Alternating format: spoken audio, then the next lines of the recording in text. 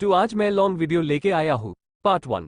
Movie की शुरुआत में हम एक किलर को देखते हैं जिसने एक आदमी को 20 सड़क पे ही मार दिया। इस किलर का नाम है चुई। चुई के काम करने का तरीका बाकी किलर से थोड़ा अलग है। वो किस तरह हमें मूवी के क्लाइमेक्स में पता चलेगा। इसके बाद हम एक दुखी आत्मा को देखते हैं जिसका नाम है जेसन, जो इस वक्त फांसी लगाने की कोशिश कर रहा है।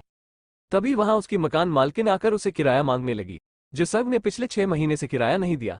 उसके घर की ऐसी हालत देखकर उसकी मकान मालकिन ने उसे बहुत सुनाया। तब उसने सोचा कि सबसे पहले मैं अपने घर की सफाई करूंगा और उसके बाद नहाऊंगा, फिर मरूंगा। असल में जीसेंग एक एक्टर बनना चाहता है, लेकिन एक्टिंग ना आने की वजह से उसे आज तक किसी ने काम नहीं दिया। इसके बाद पब्लिक बाथरूम में नहाने के लिए चला गया। वहां उसने हाथ साफ करते हुए देखा। उसने चुई की घड़ी देखकर सोचा कि ये तो बहुत ही अमीर आदमी है। काश मैं भी इतना अमीर होता। जब वहां चोरी नहाने के लिए गया तो साबुन पर पैर पड़ने की वजह से वो वहां फिसलकर सर के बल गिर गया और बेहोश हो गया। वहां जेसन के मन में लालच आ गया। उसने अपनी लाकर की चाबी को चोरी की चाबी से बदल दिया और उसके पास अपना सामान रख दिया।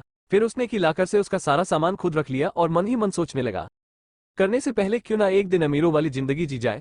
फिर वो सबसे पहले अपनी मकान मालकिन के पास गया और अपना सारा किराया चुका दिया, बल्कि उसने कुछ महीनों का एडवांस भी दे दिया।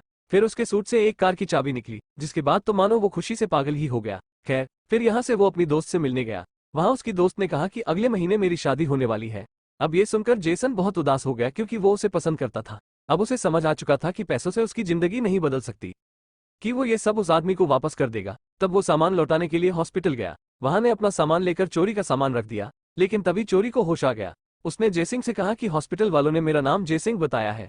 क्या तुम मुझसे मिलने आए हो और क्या तुम मेरे बारे में कुछ जानते हो? क्योंकि मुझे कुछ याद नहीं है, मेरी याददाश्त जा चुकी है। अब यहाँ जेसन ने सच्चाई बताने की जगह ये कह दिया कि मैं तुम्हें नहीं जानता, जिसके बाद वो फिर से चोरी का सामान लेकर चला गया। इसके बाद जब चोरी को डिस्चार्ज किया गया तो उसके पास इतने भी पैसे नहीं थे कि वो अपनी फीस भर सके। तब वहां ये लीना नाम की लड़की चुई का हाल चाल पूछने के लिए आई। उसने चुई को बताया कि मैं ही तुम्हें हॉस्पिटल लेकर आई थी। अब ये सुनने के बाद चुई ने भीख मांगना शुरू कर दिया। उसने कहा कि तुम मुझे कुछ पैसे उधार दे दो, मैं अपने घर से पैसे लाकर तुम्हें दे दूंगा। तब लीना ने उसकी पेमेंट कर दी, लेकिन वो भी चुई के साथ उसके घर जाने लगी ताकि चुई उसके पैसे लेकर भाग ना जाए। वहां लीना ने चोरी की उम्र पूछी। चुई को तो अपनी उम्र भी नहीं पता। उसने अपने डॉक्यूमेंट्स में देखकर बताया कि मैं 32 साल का हूँ। जिस पर लीना कहने लगी कि फिर तो हम एक ही उम्र के हैं। तो उसको अपने पे विश्वास नहीं होता है। उधर जेसन सोचता है कि मुझे जब किस्मत ही ये सब देना चाहती है तो मैं भी क्या कर सकता हूँ। तो उसके बाद वो चुई के घर चला जाता है। वो घर देखते ही पागल हो जाता है, उसने अपने पूरी जिंदगी में नहीं देखा। खैर, दूसरी ओर जब चुई जेसन के घर पहुंचता है तब तो वहां पे तो कबाड़ खाने की तरह सब कुछ पड़ा होता है। टैब लीना समझ गई चुई सब कुछ देखता है। तब वो राष्ट्री को देखते वो सोचता है कि मैं शायद सुसाइड करने वाला था, पर मैं ऐसा क्यों करूंगा। तो वो काफी एनफ्यूज हो जाता है। तो आगे का पार्ट 2 में देखेंगे।